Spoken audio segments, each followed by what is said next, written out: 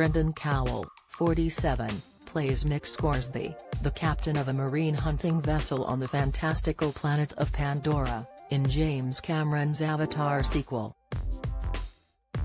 The Australian actor also revealed the touching backstory he had created for his character, as he spoke exclusively to Express.co.uk. At the film's world premiere in London last week, Brendan chuckled when asked if there were any real people he had based his villainous character on. He shared, "You don't have to look too far these days. Scoresby could represent a lot of things that are bad about the world right now, the disregard for what's beneath us, what's all around us. This movie's probably a love letter to the environment, and Scoresby will be making sure the letter doesn't get in the post, for want of a better metaphor."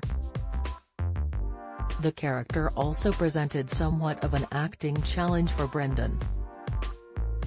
The actor has notoriously sung the praises of the Avatar franchise, as it encourages audiences to re-evaluate their relationship with the natural world.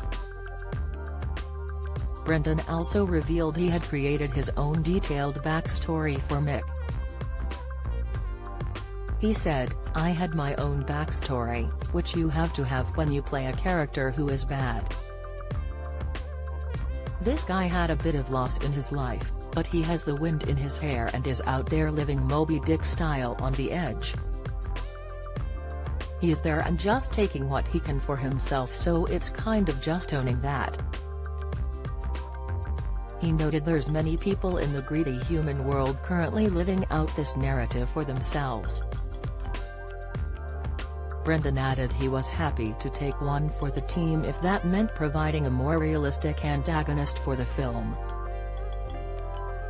Don't miss, as one of the few human characters in the film, Brendan also didn't have to undergo the now infamous water training that the Na'vi actors had to endure. He joked that training for him simply meant enjoying the catering, going up on the boat and yelling at people.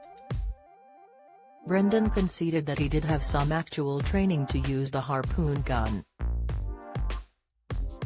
"I can't complain on this one," the actor admitted, noting that learning how to breathe underwater must be vastly harder.